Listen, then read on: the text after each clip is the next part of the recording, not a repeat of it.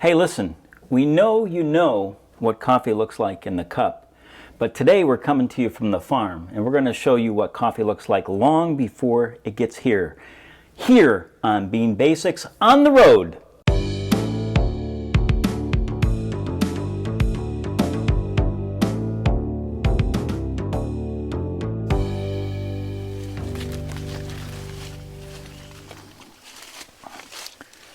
Oh, hey there. Welcome to Bean Basics with Bob and Michelle. Welcome to Nicaragua, right? Sunny Nicaragua. which is usually sunny, but it's a little gray today. It is a rainforest after all, right? And welcome to the Recreo Estate. Hey, listen, today we're on the farm and we just wanted to show you some features about the farm or coffee farming in general. Earlier we talked about the coffee flower. We can see some of this wildflowering happening.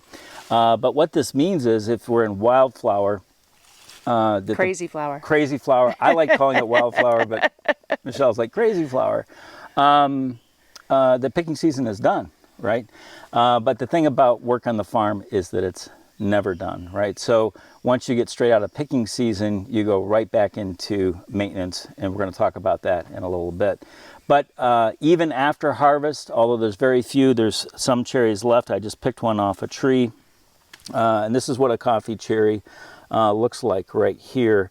And you know, it needs to be picked at that red stage, but I'm going to go ahead and kind of bite this one open, and I'm going to squeeze out. Oh, let's try that again.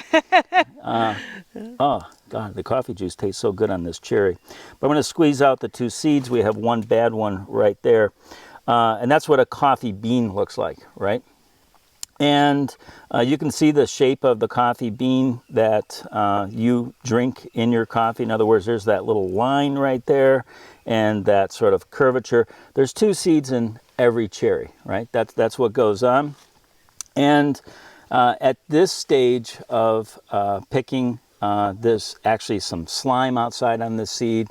And what's going to happen with this seed immediately after it's picked, it's going to go to something called a wet mill. And a wet mill will take some of this mucilage off. Of course, it'll take the fruit off. And these seeds will sit in a water tank and ferment overnight. The next day, they'll be washed again, and then they'll go to a drying field. And when they go to a drying field, the objective is to get the moisture content down to something around 10%. But the thing I want to let you know is that in order to produce you a double tall latte, some person needs to pick 50 of these cherries, and that will provide 100 seeds. So if you're going into your local BIGGBY coffee and you're ordering a double latte, know that somebody on this farm picked 50 cherries so that you could have that double tall latte. This is a very labor intensive business, and they can't be mechanically harvested because they have to be picked when they're red and almost purple, so that the fruit juices are at their highest. It makes it taste the best. And the berries on the coffee bush, they don't turn red all at the same time. So you'll come through one week and pick all the red ones, and then you'll come back about 2 weeks later and pick more red ones, and so on. Very labor intensive. Each coffee tree gets picked 3 times in a season, right? So we're at end of season. It was kind of hard to find these. If you're looking at this, you're a coffee expert, you might see some defects on it. That's why it wasn't picked, or that's why it was missed, and so on and so forth. So on that note, though, when you love the world will love you right back. Hey, thanks for joining us. For future episodes, click the subscribe button. Bean Basics is brought to you by One Big Island in Space.com with 2 G's.